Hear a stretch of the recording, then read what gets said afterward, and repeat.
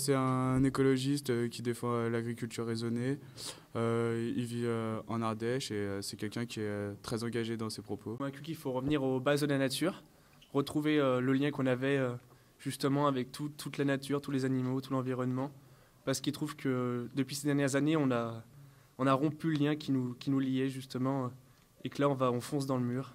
C'était l'un des événements de ce mois de mars à l'Institution Robin. Pierre Rabhi, penseur, essayiste, agriculteur, devait passer 48 heures au sein de l'établissement.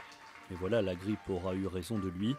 Après avoir assuré une belle conférence privée jeudi soir devant plus de 200 invités, il n'a pu être présent ce vendredi matin aux côtés des élèves.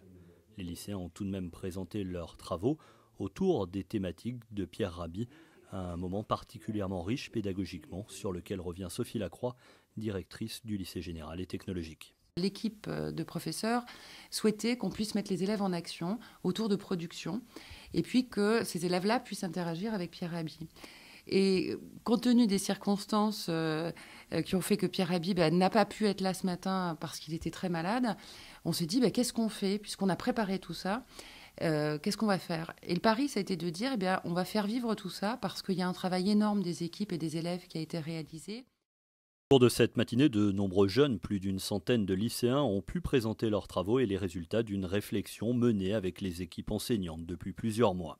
Avec notre groupe, notre classe, on a pensé à faire un film. On nous a proposé de faire un film. Après, on a travaillé sur le scénario. On a travaillé sur tout ce qui était scénario, tout ça, écrire les textes. Puis on a proposé un film et on l'a tourné, quoi. Moi, mon projet, c'était plutôt d'essayer de faire des économies d'eau dans les laboratoires. Donc, ces économies d'eau, elles passaient déjà pour le distillateur d'eau distillée. Parce qu'on s'est rendu compte que c'était vraiment énorme la quantité d'eau rejetée. Ça fait quand même 32 mètres cubes d'eau, 22 000 bouteilles d'eau jetées à la poubelle. Donc je me suis dit qu'il faudrait trouver un moyen de refroidir cette eau et de ne pas l'acheter. Donc l'idée, c'était d'utiliser un radiateur de voiture. Sur la déforestation, donc c'est vrai que c'est un thème qui peut paraître un petit peu bizarre pour une étude de lycéen, mais on a fait ça dans le cadre du cours de sciences économiques et sociales, donc sur le thème du développement durable. Et donc ce thème m'a permis d'un peu de m'ouvrir les yeux sur ce qu'est la déforestation, car je ne savais vraiment pas ce que c'était avant, et cette étude m'a apporté beaucoup d'informations sur ce thème. Le lycée hôtelier a également pris part à cette intervention de Pierre Rabhi en préparant un déjeuner spécial à base de produits locaux.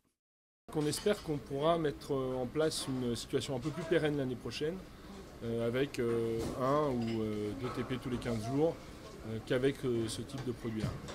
Le projet Pierre Rabhi a été un beau moment pédagogique apprécié par les élèves et les enseignants, c'est ce que nous explique Louis Lacombe, directeur général. Matinée extrêmement riche, donc nous avons pu observer la qualité du travail préparatoire réalisé par les élèves et les équipes.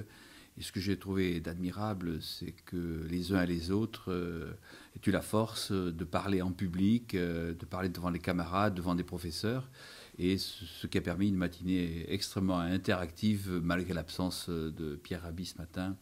Et je pense qu'ils ont été un peu déçus, mais ils se sont malgré tout investis pour aller jusqu'au bout du projet. Le projet Pierre Rabhi a pu voir le jour grâce au soutien de la région Rhône-Alpes.